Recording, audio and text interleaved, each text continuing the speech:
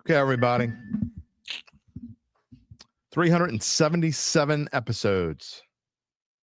I've never done that. I've never hit end stream. Was going to click. They need to move these little buttons away from. I don't know how it happened. They need to move these buttons away so I don't accidentally hit end stream. But I got to say, 377 episodes. I have never done that before. There's a first for everything, right? Let's bring in Gabe. Help me. You know what? Before I bring in Gabe, I'm going to tell you, maybe this will help me woosah here. We told you earlier we'll let you know more about how Evangeline Securities can help you figure out what your family-run or privately held business might be worth and whether it's time to sell. How do they do it? Well, after their complimentary valuation of your company, if you decide to proceed, native New Orleanians Nick Braden, Ron Hemelt, and the folks at Evangeline will begin an extensive auction process among established private equity funds from around the world.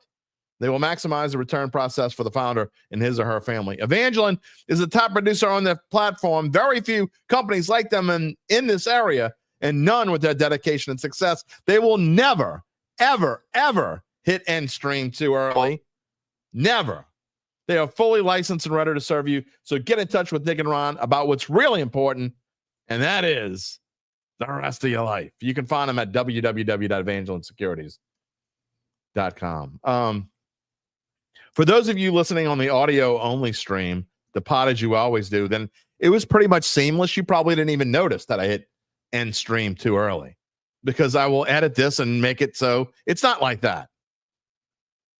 But we all make mistakes. JC's here. See, yeah, we're back in action. One smoke. How we doing? It's 75 and sunny there. Yes, I'm jealous, but how are we doing? Well, I ended the stream and don't get me started. I'm going to bring in Gabe. This show is completely going off the rails. It's like the crazy train. Now it's not even letting me it's like making me click on something 30 times. It's like it's the last day of school, Gabe, and here I am like doing all kinds of weird crap and I had to end the stream, restart it. I hope people come back. Maybe they will, maybe they won't. I wasn't done talking yet. So we decided to restart the stream. Thank you for sticking around. It's a hell of an advertisement for asking people to turn their notifications on. No kidding. When you go live. See, exactly. If you join, that's perfect. If you're on YouTube and you click the little bell to receive notifications when we go on the air live, like Gabe just said, just because we got cut off, you're like, what the hell was that? Oh, they went back on. You can join us again. We're back. Gary's Hopefully here. You can see glad we recovered. Situation. I'm trying to. I'm telling you, it's one of the and you'll know one day, my friend, you will learn when you have your own kids and your life kind of revolves around their schedule, and you're so glad that it's quiet. And you know, if you work at home like you do, we both work at home, and they're gone from. You just got a dog. Okay, your dog can go lay in that corner and be quiet. Okay, no, she can't. Not yet. Okay, well, you know, we know from 7:45 a.m. until 4 p.m. we're good in this house, and those days are gone for the next 10 weeks. It is what it is. Jim, my partner's a teacher. I understand. I get those hours to myself. Not anymore, you don't. Not anymore, you don't. All right, let's talk. I think you're going to talk about the Tush Push, but you can talk about whatever the hell you want. We brought it up in the opening of part 1 anyway. If you want to go back and watch part 1, it was actually a great show. We did a little different this morning. If you go back and watch, we had Cokie Riley on, and we're talking about LSU baseball. Is it Omaha or bust? Of course, you know the answer to that. Then we had Loyola Wolfpack coach Jeremy Kennedy on the show. Great interview.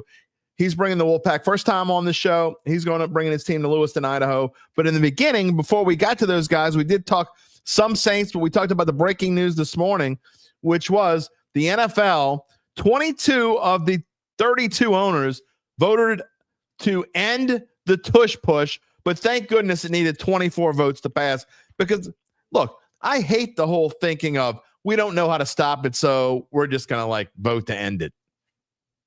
Yeah, I saw something earlier. Diana Rossini reported that the NFL like health and safety board or whatever the hell they call themselves was against it. Why? Why? Why? Why would you be against it? The possibility of an injury, maybe. Okay, you're playing they've been doing it for 3 years. There's been no injuries with it yet. No injuries. But there might be an injury. Well, I mean, I might stub my toe walking back to the bathroom later. I mean, so should I just not go to the bathroom? I mean, should that be banned? I mean, I might hit my head trying to walk out of the door. Maybe we shouldn't have doors in my house. I mean, that's just the dumbest thing ever. Yeah, I honestly don't understand why it's even this big a discussion. We're not sitting here saying that, it didn't come down to the last play of a Super Bowl, and that's why the Eagles won, because they did the tush push. Right. Well, then they probably would have banned it. Well, that's what I'm saying. If the Seahawks had tush pushed from the one a few years ago. I just hate. But it's just so I don't know how to. I don't understand why it's such a big thing. Like they have an excellent offensive line. They've got a quarterback with legs the size of tree trunks, and they're able to get low and keep his momentum going forward and put him past the line. I mean, if you don't like it, stop it. Why it's such a big discussion? Yeah, is it hard to stop? Absolutely. Yeah, it is almost impossible to stop. But that's because they built the team with personnel who can run it perfectly. Someone will find a way to stop. Yeah, but if someone will find, like everything else, someone will find a way to stop it, and then they'll stop using it. Because once someone finds a way to stop it, other teams will, like everything else, it's a copycat league. They will start using whatever way they stop, and then teams won't use it anymore. So you want to get rid of it? That's how you get rid of it. Run it. They just don't know how to run it effectively. I mean, look at the Bills. I don't know if you remember in the AFC Championship game, they tried to run it with Josh Allen. Right. Josh Allen is 6'6", Jim, and he didn't get the yard. Well, that means the Saints probably won't be running it with One Smoke remembers. There it is.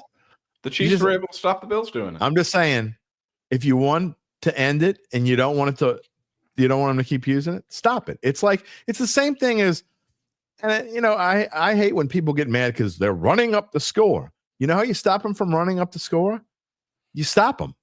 If you can't stop them, too bad. I don't give a damn if it's baseball, it's 19-0, and they keep scoring. Okay, what are they supposed to do? Not try to hit the ball? I mean, you're supposed to not score a touchdown? What are you going to kneel? If a game's 40-0, should you start kneeling with 10 minutes left in the fourth quarter? No. I mean, I don't mean to bring this guy up 2 shows in a row. You remember when Les Miles took a knee that's going to fire inside the red zone and inside like 5 minutes when they were up 56-3 on Ole Miss? No, but that. So they were up 56-3, and they were knocking on the door of another score. There were like 5 minutes left. I think they had like first and goal, and they just started taking a knee. Were they 54-point favorites? Throttling. They were absolutely throttling Ole Miss.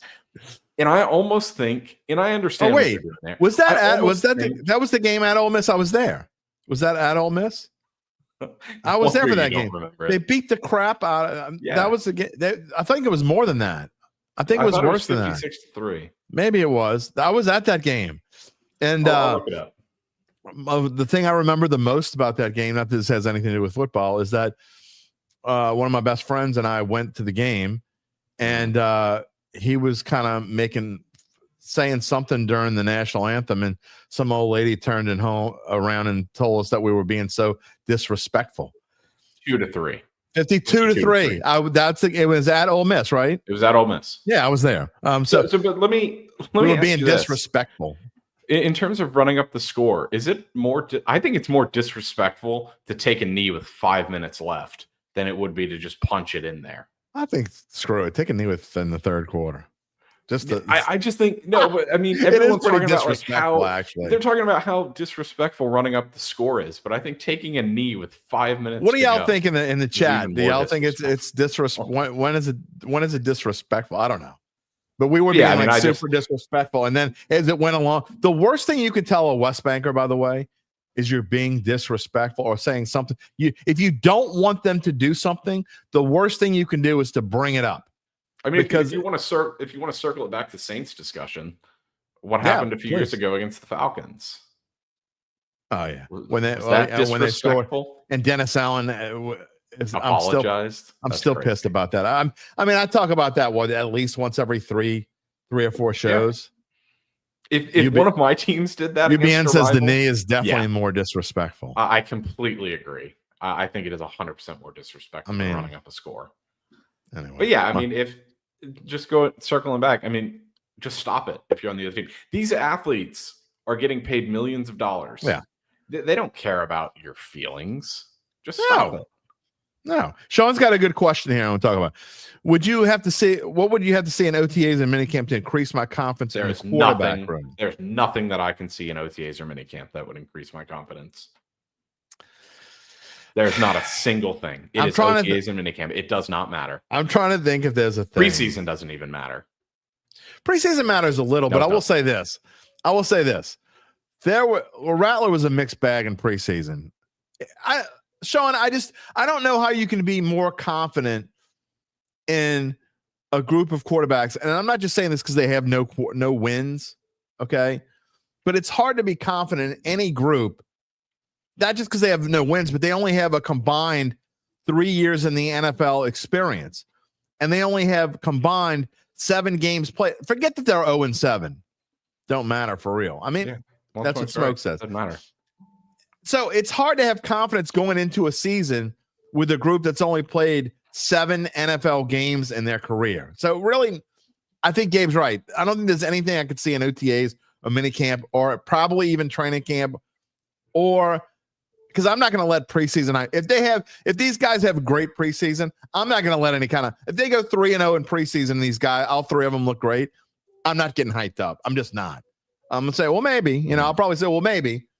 But I'm not going to be negative, but so the answer is it's pretty much nothing. Tyler Shuck was hitting his open receivers. Yeah, he's an NFL quarterback. You should exactly do that.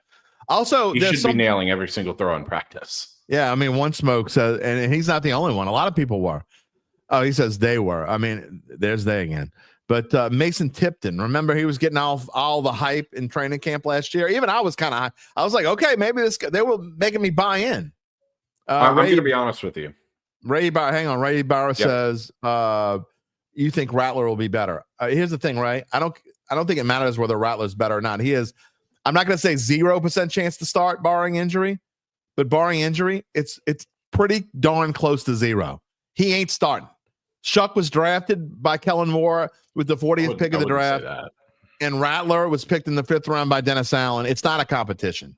It's just not. I think it is a competition. Well, you can think all you want. It ain't. I think I'm not going to say that Rattler's going to start, but I think you can. I think it's a little close-minded to look at the situation that way. I think the Saints looked at it as well. We learned about Derek Carr. How long have you known me? Yeah, you can look at it as well. Derek Carr and the Saints found out about this whole situation way too late in the free agency process. There was no option on the free agency market that was going to come in. There weren't a lot before. So they had to draft a quarterback. The draft was the only way that they could, quote unquote, improve that quarterback situation. So I think they had to take a chance. Do you remember Do you remember a year where it was like combined free agent wise and the draft was this bad? Like if you need a quarterback, I can't remember a worse year to need a quarterback than right now. Yeah, no, this is bad. By the way, the best name that we're going to show on this podcast today is Brian J. Poindexter. Just something about the name Poindexter. Maybe it could be what the league is about. Should be about coaching. I mean, so I hear you. So you're trying to say, Mr. Poindexter, you're trying to say that you think that a 37-year-old coach or whatever he is going to come in and take the league by storm. Maybe. Sean Payton did, but you got to remember, even though he took the league by storm, you got to remember who that team had and who this team doesn't have. Okay. That team had Drew Brees and a really good, probably top 8 offensive line. And this team has a rookie quarterback, a reserve who went 0-6, and an offensive line that's average at best. So there's a big difference. Okay, so I want to circle back to OTAs and minicamp and all that real quick. Yeah, go ahead. I think it's so stupid that people come away from the media. I think it's dumb to allow media access, really. I get that it would also be silly to bar them from that. I mean, you want to know the depth chart, but I don't really give a shit what local reporter A thinks of newly drafted 6th-round receiver be I agree. in a non-game situation. Yeah. Mini camp and OTAs are strictly for the team, and it's strictly for prepping for the season. I really don't think you should take anything away from what so-and-so believes about mini camp and OTAs. The only real evaluation period should start in preseason, and even then you take that with a grain of salt. No, I agree with you. Michael Morgan says he doesn't see Rattler starting and all. It's not a competition. I don't see how it can be. Again, I think if it wasn't a competition, the Saints would have moved up to get Jackson Dart. I think they wanted to. It just didn't happen. I will say this. I just don't think. I think Shuck would have. I'm not saying it's not possible for Rattler to start. I think Rattler could be as good as he wants to be. Okay, it's not. I think Shuck has to be super bad, and Rattler would have to be really good. Where are the comments getting the Rattler getting cut? Who brought up Rattler's not going to get cut?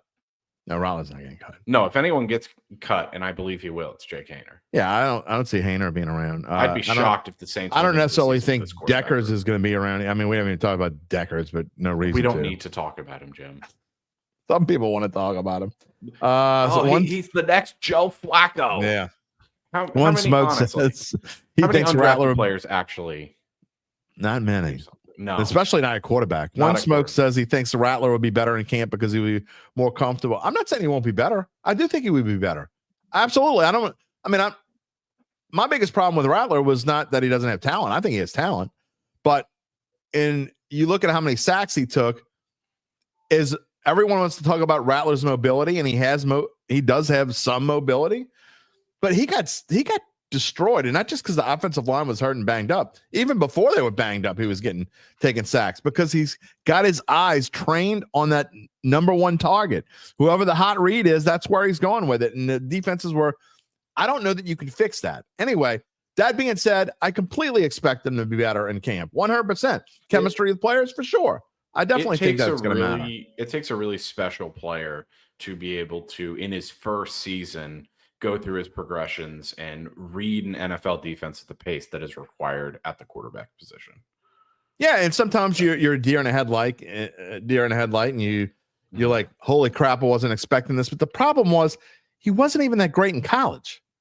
So if he was like really good in college and then said, okay, he had a rough start and you're going to get adjusted. I didn't see anything of him in college that led me to believe that there's a reason why he didn't get drafted the 5th round. It wasn't because the other 31 teams are just dumb and the Saints are smart. No. I mean, other 31 teams. People want to get their pitchforks out. Yeah, I didn't see a single thing from Tyler Shuck in college. Oh, I completely agree with you on that. That's a whole different story. But don't be too negative, Derry. You're just an a-hole. David, I'll be negative in that. David +1. What position groups looks more promising? O-line and D-line. It's too early to tell, but I'm going to tell you this. I really like what the Saints have done with their O-line. I'm more excited about that. I think that they, it's not just going out and getting Kelvin Banks. I think that they have way more depth now. I mean, Dylan Radins could end up being your starter at left guard, and Penning could end up being a backup. And if Penning ends up being a backup, he could play just about anywhere. And then you got Will Clapp, who can be a backup center. And this time, I think if something would have happened to Eric McCoy, I think Clapp could step in right away. And at least he's an NFL caliber center. I'm not saying he's a great center. He's nowhere near as good as Eric McCoy.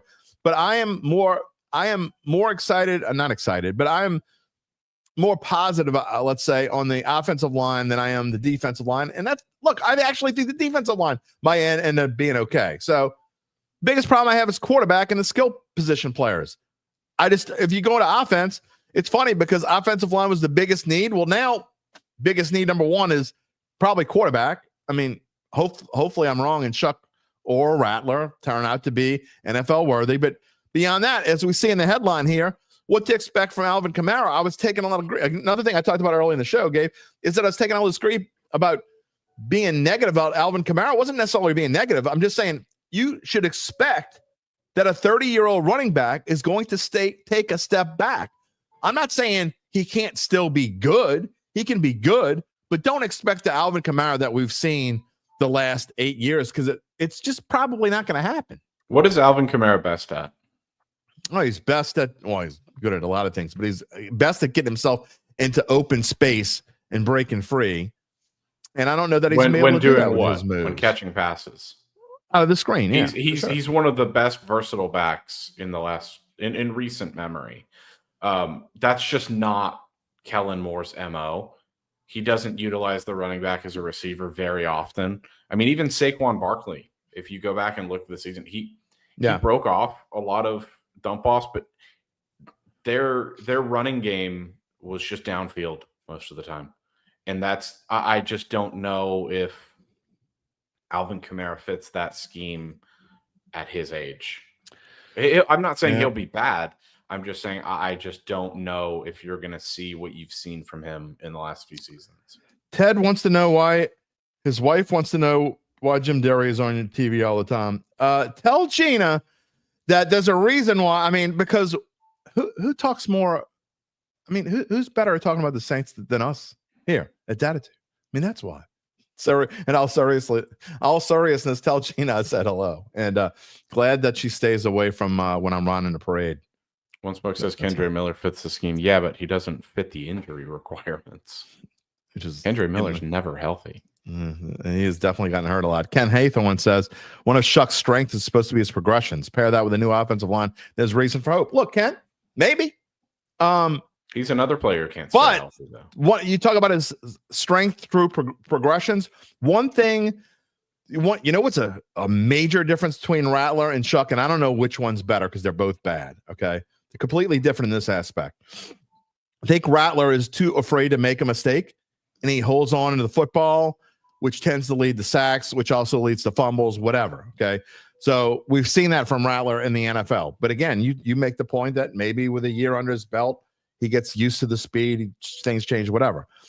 One thing that is not good for Shuck, because this is something that definitely doesn't change. I don't see this changing. I'll change for Jameis a little bit, but Shuck is a risk taker, and the fact of if he gets pressured, he's more likely to just kind of wing it and just throw it somewhere. And that's not good either. So I hope that they can work on that in the NFL. And because, Gabe, you and I were talking about it a few shows ago about how Shuck has just kind of like, there was one pass where he just like threw it into Neverland and it got picked off. And you just can't do that in the NFL. You will get smoked every time. My curiosity piqued. And so I went and I pulled up both of their college stats. Yeah. They're similarly unimpressive, but Rattler's actually got the better college stats. Oh, that's not good.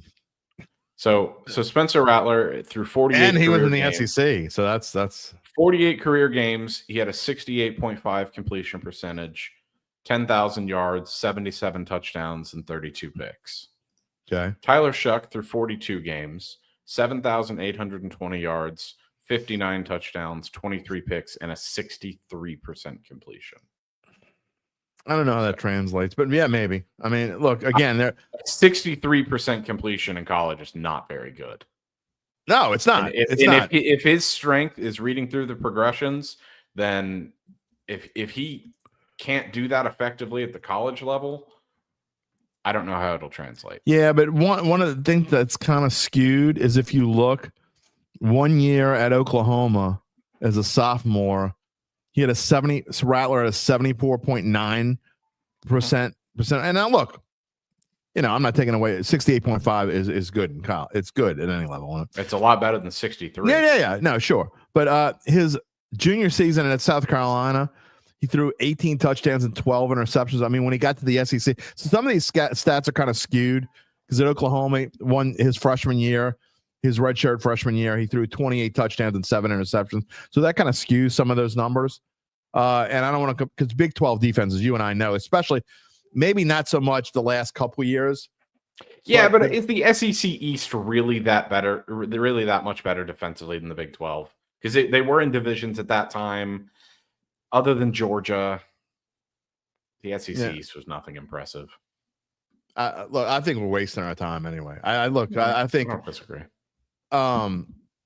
It's something we'll definitely be talking about, especially in July and August, because look, let's be honest. I mean, what are we going to be focusing on more than anything? We'll be focused on a lot of things. We'll probably go position by position and take looks at things. But I got to say that I think that we'll be spending as much time on quarterback, obviously, as anything. I mean, we're going to, because even though I think that it's not a fait accompli about anything, but I think if I had to put a percentage on, I'm going to say there's an 85% chance Chuck wins the job. Okay. Again, I'd agree. The reason why he has an advantage, if they're even kind of close to even, it's 100% Chuck. It's not 85%. It's like 99.99% Chuck. If they're even anywhere in the ballpark of even, Chuck would have to be really bad and Rattler would have to be really good. So Ray, if you're saying the quarterback battle will be good, if that's true, and it may or may not be, it might be bad. They might both be bad. Who knows? Maybe they're both good. I don't know. But whatever. If they're both good, it's going to be Chuck. Have you ever seen the meme that someone Google searched the Battle of Midway and then they scratch out way, so it just says the Battle of Mid? That's what the Saints quarterback competition is. It's the Battle of Mid. Pretty bad, actually. Sean says the Saints have 17 defensive linemen on the roster right now. Change is coming. Change needs to come, right? I mean, you need to change. I mean, John Burris says he's more excited. Oh, man, I don't know what is going on with the offensive line. So there you go.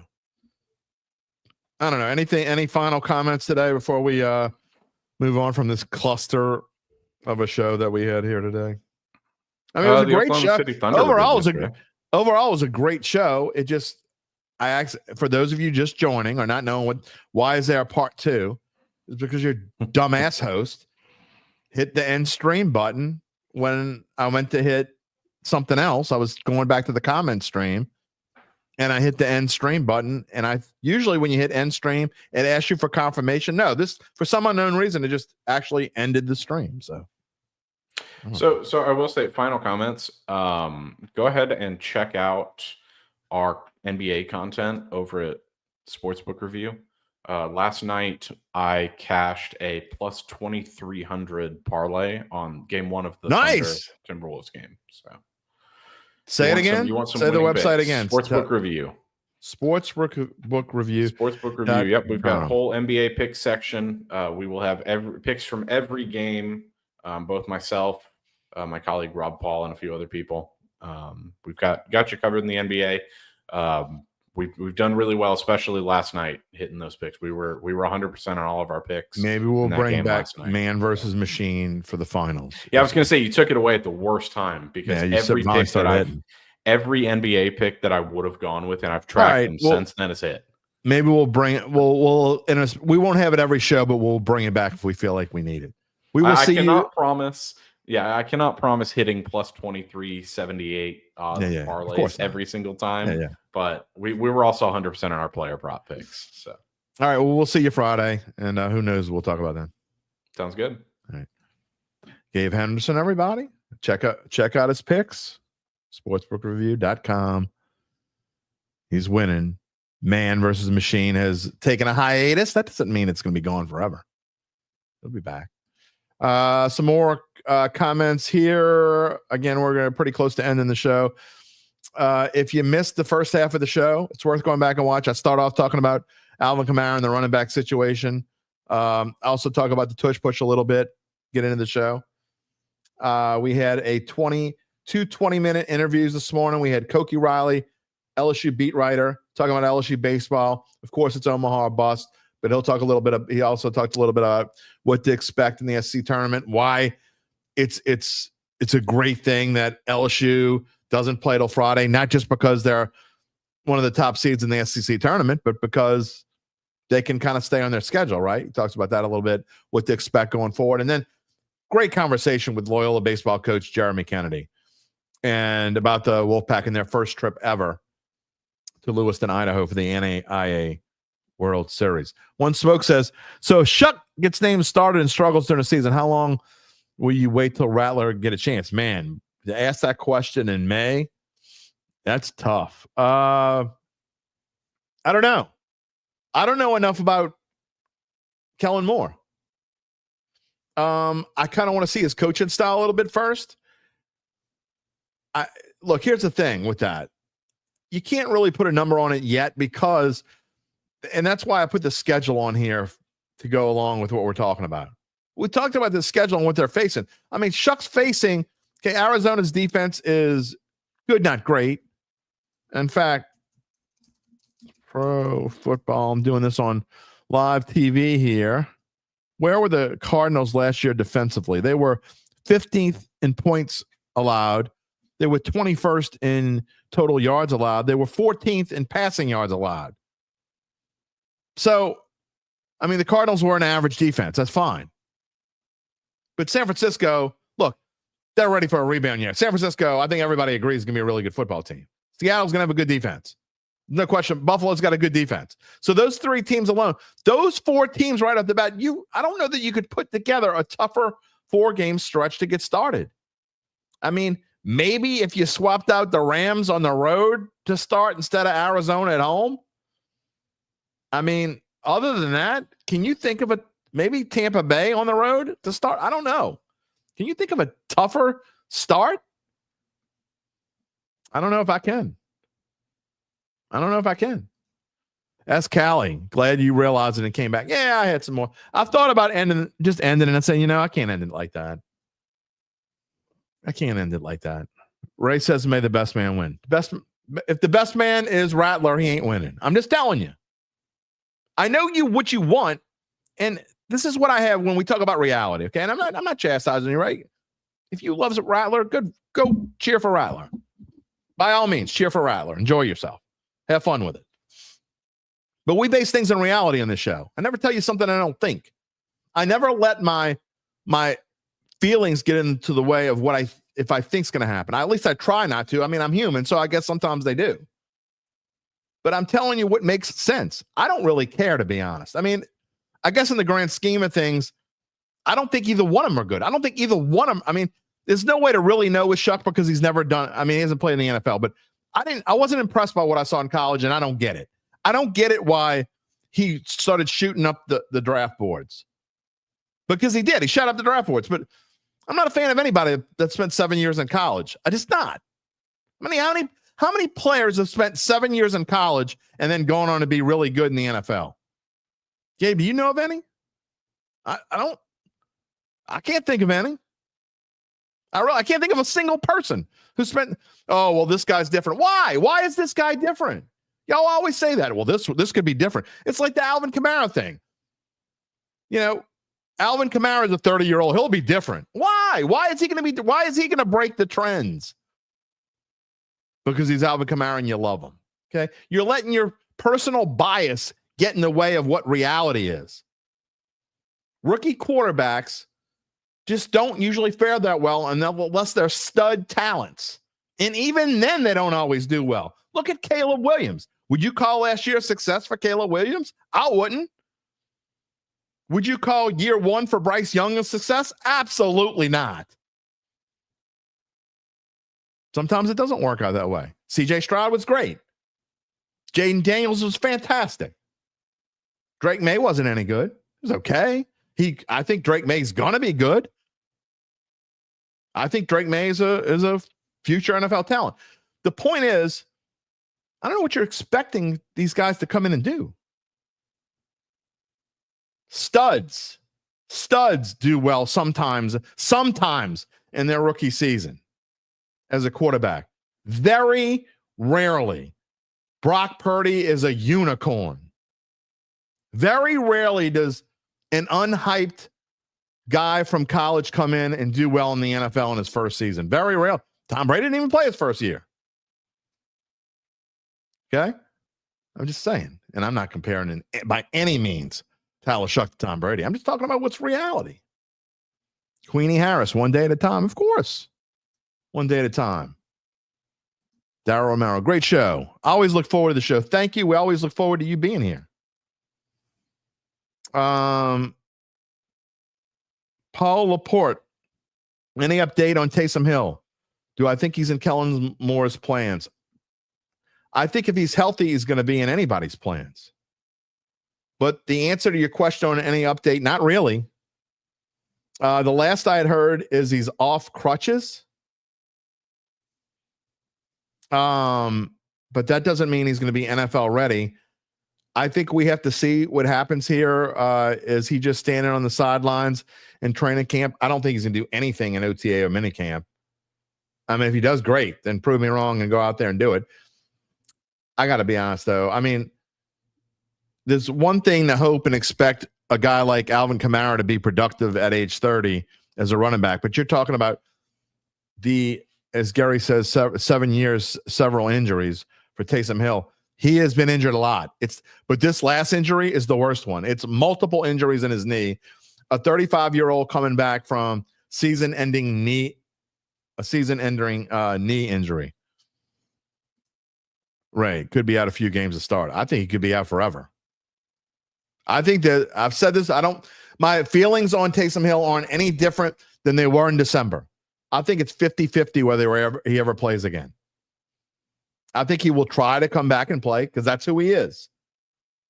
I don't ever think he'll be as effective as he was. I mean, it may be a situation where he tries to come back, comes back, plays a few games and says, I can't do this. And then goes on IR and retires. I mean, that could be too. So to answer your question, Paul, there really haven't been a whole lot of updates except, again, that he's walking. But don't expect him to be anything like he was or be a huge part of this offense because I think Kellen Moore would love to have a Swiss Army knife, but again, you can't count on a 35-year-old to come back and be what you would love for him to be. Last words. If you want to get in a comment, now's your last chance here because we're gonna go to the last word in just a moment. Yeah, that's another reason why I wanted to come back. I wanted to give you my last word of the day. It's a family affair. It's about why this day is special. This week is weird. I mean, I did something today that I'd never done in 377 episodes and prematurely hit the end stream button. I think I might have done it once when I was doing the audio pod way back, but it was like at an okay time and it wasn't that big of a deal. I think maybe. But I know it's the first time here on video that I've ever hit the live stream. And again, they usually you got to confirm. I don't know. Just one of those days. One of those weird days. But lastly, again, I'm going to finish the way we started and what to expect from Alvin Kamara. Again, I gave this stat. In fact, I'm going to go back and look this up again. Running. All right. Running backs older right now.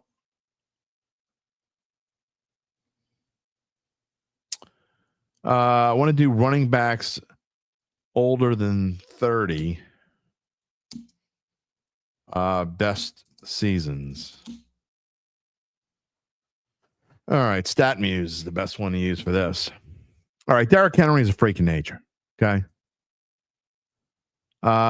Derrick Henry had 1,936 yards last year when he was 30 years old. All right. That's ridiculous. This doesn't even tell me what year this is. Hold on. That's not the one I had before. Live TV, boys and girls, live TV. All right. The best season for running back over 30 in rushing yards. We told you Derrick Henry. Curtis Martin in 2004 at 1,697 yards. That's 21 years ago. It's a different game. Tiki Barber, same thing, different game. That was 20 years ago. Walter Payton did it 40 years ago, had 1,500 yards. I was wrong when I said 2 earlier, by the way. Thomas Jones had 16 years ago, did it for the Jets. Riggins, 1,350 yards in 83. Walter Payton, 1,300 yards in 86. So he did it the year after, back-to-back years. His 31-year-old season, 32-year-old season. Again, different game. Completely different game. Tony Dorsett did it 40 years ago at age 31. Ricky Waters at age 31 did it in 2000. James Brooks in 19. I mean, so you're saying all this is long time ago. Long time ago. Adrian Peterson did it in 2018 for the then Redskins. Frank Gore did it in 2016, 1,025 yards. Before you're looking back and you're like, so that's my point. Is Alvin Kamara different than all these other backs? No. I mean, that's why people ask me, I mean, you're being negative on him. No, I'm not. I'm being realistic. I'm just telling you, compared to other, why is he any different than any other 30-year-old, 31-year-old running back?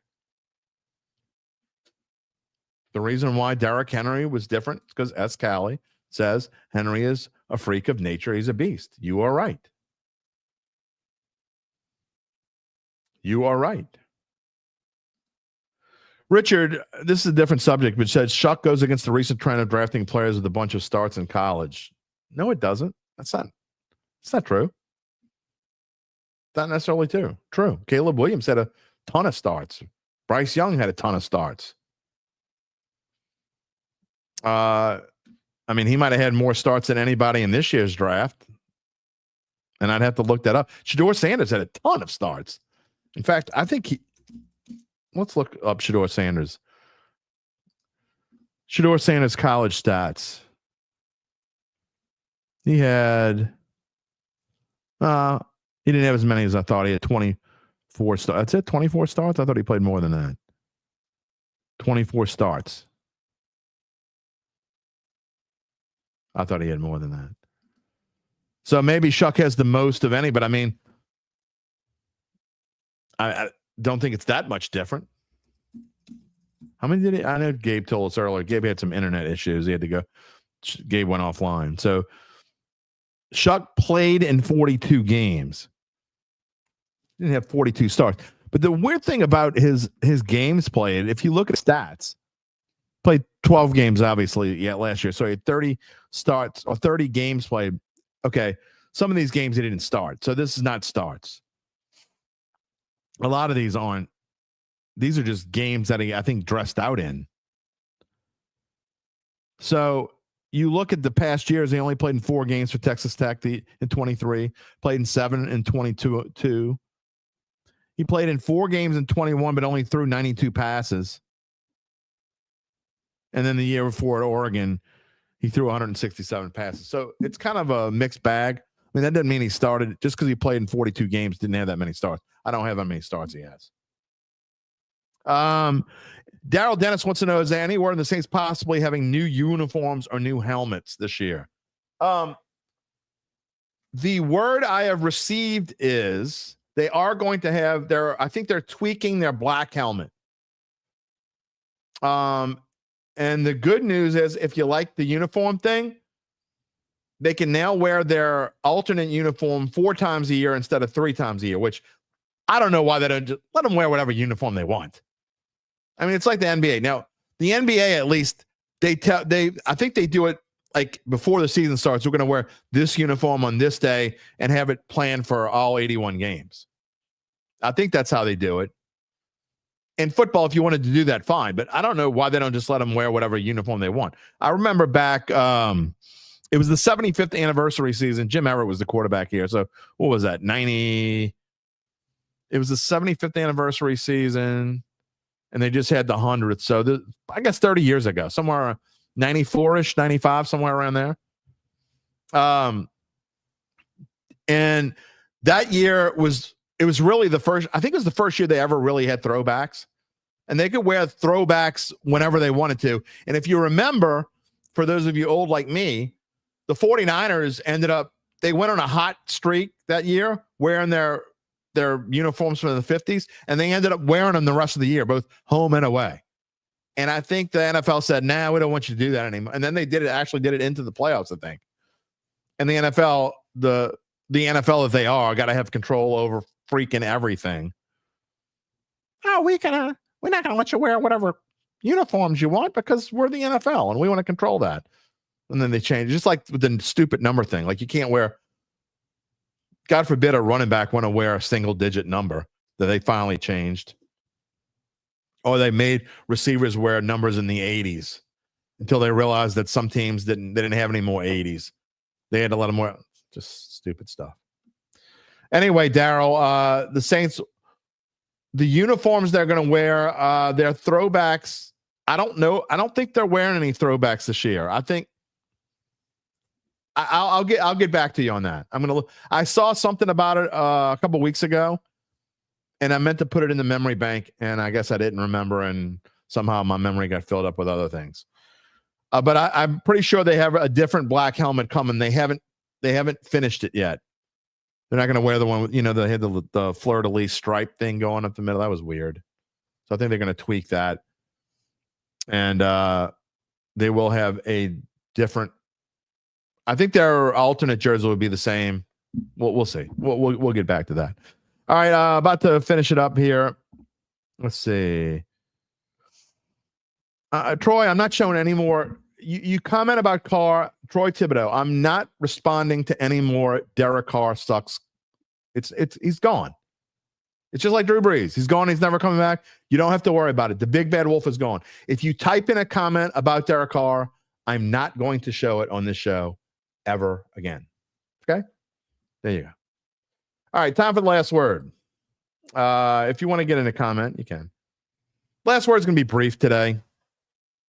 But it's a special week for the Derry kids. I want to say, first of all, May 21st. This is a special day here because it is my son's birthday. He is 27 years old today. He and his wife, Claire, have given us beautiful grandson, Bennett. Claire has the son from before and Blair has become my son Blair has become his dad, and he loves baseball. Buddy Bourgeois is a big baseball dude. I'm going to show you a picture here of my kids. There's Blair on the right, obviously, who has become a coach, following in my footsteps. Thank God, not from the sports writer part, that following in my footsteps. I coached at his age, and I loved it, and I miss it. My grandson, Bennett, my step-grandson, Buddy, and my daughter-in-law, Claire. And then my girls over here. This was from the Pelicans game about a month or so ago. It was, the second to last game of the year, penultimate game. Lucy and Ella, their last day of school. This is a special week for the Derry kids. I don't know how special it is for me. When you get to the last day of school, you're just like, I don't know. So anyway, wanted to use the last word today to say happy birthday to my son Blair. And enjoy. Kids are out of school. Kids enjoy it. Nelly says white helmets would be nice. I'm not a huge fan of changing all the helmets. I like the different uniforms, but I know that most people do like it. So I'm okay with it. I don't want to be an old fogey. The white helmet would be a change. As long as they didn't wear I guess I don't want them to wear it too much, I guess. I would be okay with them to do it once. Remember they wore those, and I know some of y'all like this, but they wore it one time. They wore those gold jerseys, those mustard gold jerseys against Minnesota. I can tell you exactly when it was. They wore it on December the 15th, 2002. And I'm going to tell you why I remember the date. It was the day after I got married the first time. It was the only time they ever wore those jerseys. They played the Minnesota Vikings in the Dome. They needed to win just one of their last 3 games to go to the playoffs in 2002. And they choked that game. You'll all remember that game. Why? Why is it infamous, I guess I should say? That was the game where Dante Culpepper, the Vikings scored late. They needed to go for 2 to win the game. Dante Culpepper dropped the ball. All the Saints had to do was fall on it. Somehow Culpepper picked it up and flipped it into the end zone. 2-point conversion, good. Saints lose. And then they went on to lose to the lowly Bengals while I was on my honeymoon. Should have known that my first marriage was doomed just from that alone. And I was like, I hope they never wear those gold jerseys again. And knock on wood, they have yet to wear those gold jerseys again. Those gold jerseys suck. You know what, Troy Thibodeau? I'm going to give you the last word. Sorry it's okay. You don't have to agree with me, but you're just trying to get my goat by talking about Derek Carr. We're not doing that anymore. You don't have to agree with me to comment on the show. I would say 30 to 40% of the comments that I show, maybe more than that some days. Today it might have been more than that. 30 to 40% of the comments that I show on this show are comments that don't agree with me. Gabe Henderson comes on this show almost every show that we have. Not every show, but almost every show. And about half the time says something that I don't agree with, but yet he still comes on. So I'm okay with you kicking me in the nuts. It's okay. But I'm sick of the Derek Carr thing, and I'm definitely sick of it with that way. He's gone. He's never coming back. Let's move on. All right.